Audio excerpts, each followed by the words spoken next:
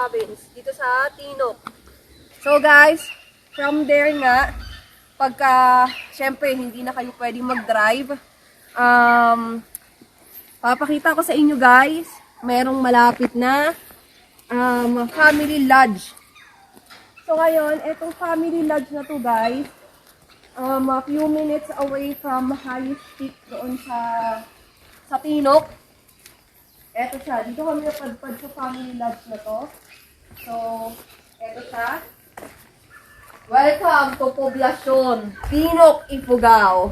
At yan nga ang pangalan ng tinulayan namin dito, yung 4J sa Family Lodge. So, ayan yung contact information guys, kung gusto nyo magpabook para sigurado na meron kayong matutuluyan. Kasi kami dito, dapat hindi na kami tatanggapin kasi fully booked na sila. Pero siguro naawa sa amin si ate. So, ang hahanapin nyo dito guys, si Ate Norma. So, halika, pasok kayo dito guys. Tsaka meron silang mga sleepers na pinapahiram sa mga guest. Tapos, meron din silang tinatawag na Freedom Mall. O, syempre, nakapaglagay na tayo ng sticker natin dyan. Yung kaso yung kay Papa Bear umangat.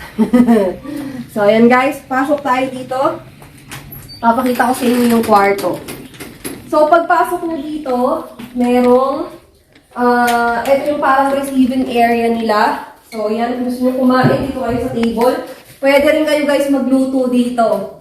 So, kakausapin nyo na sa Ate Norma. So, ito yung, ano nga tawag dito? Ayan, basta dito kayo mag-i-inquire. Nandito si Ate Norma kasi hindi ko mahanap si Ate Norma. So, honesty store, guys. Kung ano yung kukunin nyo, syempre, ilista nyo, bayaran nyo, guys. So, ayan. Meron silang mga coffee. At syempre, hindi sila nagpapabaya sa hot water. Meron silang mineral water. At ito, mga cup noodles. And mineral water. So, ayan. Hindi kayo maano dito guys kasi meron silang mga pangunahing kailangan. Although, I would highly suggest guys na kapag pumunta kayo dito, magdala kayo ng mga food nyo, mga instant noodles, something ganon. Tapos magdala rin kayo ng portable stove nyo. Tapos syempre, may butane yun, bili rin kayo. So, halika guys, punta tayo dito sa taas. Andito yung, ito tayo sa taas. Yan. So, makikita nyo, diba? Hagdanan pa lang. Ayan na yung makikita nyo. Malinis, cozy, at maayos ang bed. Yan. Nakita ko sa inyo. So, ayan. Tapos, meron sila ditong receiving. Meron sila ditong receiving area. Ayan, kung makikita nyo. So, ayan, pwede kayo magtabay-tabay dito, maghuntahan. Very neat yung lugar. So, kung maarte ka, pwede ka dito sa lugar na to. So, ayan, pakita natin sa inyo yung mga rooms. Ayan, si Kuya yung gamit namin dito. Shout out kay Kuya. Si Kuya, ano nga Kuya ang pangalan mo ulit? Luis. Ayun, si Kuya Louie, siya yung nakakwentuhan namin dito. So, eto guys, yung room. Siyempre, yung aking anak. Shout out. And, ayan. Eto yung room namin. So, dito kami ng anak ko. And, dito si Papa Bear. Grabe, hindi nyo na kailangan ng aircon dito dahil sobra, todong ang lamig. So, ayan, may table, may chairs. At grabe. Tapos, ang makikita nyong tanawin pag binuksan yung bintana. Ito natin. Diyan! See? Ang ganda! Diba? Panalo. So, kaninang umaga, guys, wala kang makikita dyan kasi sobrang ang fog niya. So, ayun na nga, diba? Binakita ko na sa inyo kung ano yung makikita nyo sa labas ng bintana. So, punta pa tayo dito sa ibang rooms. So, ayan. Ito nga pa, pareho kay Kuya Luis, dalawang bed.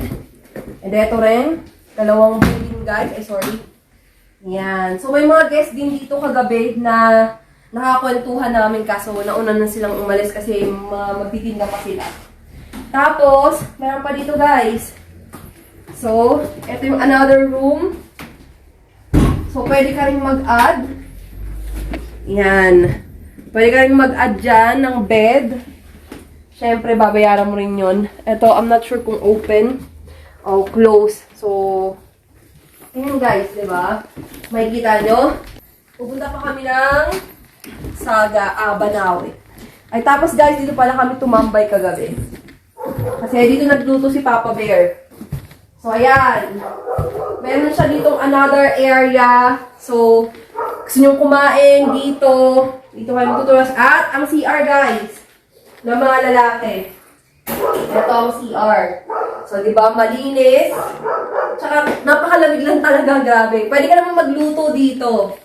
So, napakalamig dito, guys. No need na mag-aircon.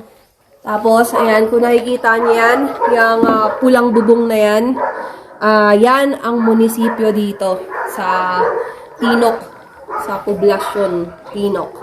Yan. So, 'di ba? Safe kayo dito, guys, kasi ayan na nga ng munisipyo, malapit na. So, pwede ito sa Maarte. Hindi Maarte, pwede dito, guys. Nakita niyo naman yung bed. So, inuulit ko, pag napadpad kayo dito, pag pumunta kayo sa highest peak or highest point, ito ang masasuggest ko sa inyong lodge na pwede nyo tuluyan. Kaso, kailangan magpabook kayo dito kasi kami tinanggap lang talaga dito kasi siguro may bata, ganyan. Pero dapat supposed to be hindi. Tapos ngayon, meron silang 30 guests, naka-reserve lahat ng room dito, kaya we need to vacate na. Grabe, alam mo yung parang mararamdaman mo talaga na nasa tuktok ka ng bundok kasi parang ang nipis ng hangin. So, halika na guys. Baba na tayo. Kailangan natin umalis. Nilinis na namin yung room. Halika na. Mag-aano pa ako, magsasapatos. So, kailangan na lang namin ipatotalize kung magkano yung mga nakuha namin dito. So, yan na guys. So, that's all guys. And if you're new here, welcome to my channel and Moma Rider here. So, yun na nga, kung bago ka pa lang dito, don't forget to subscribe and tap the notification bell para palagi kang updated kapag may bagong video si Moma Rider. And huwag mo na rin kalimutan guys na paki-share, like, and ayun na nga, basta share mo, spread the news. So that's all guys. Thank you for watching. Again, Moma Rider here.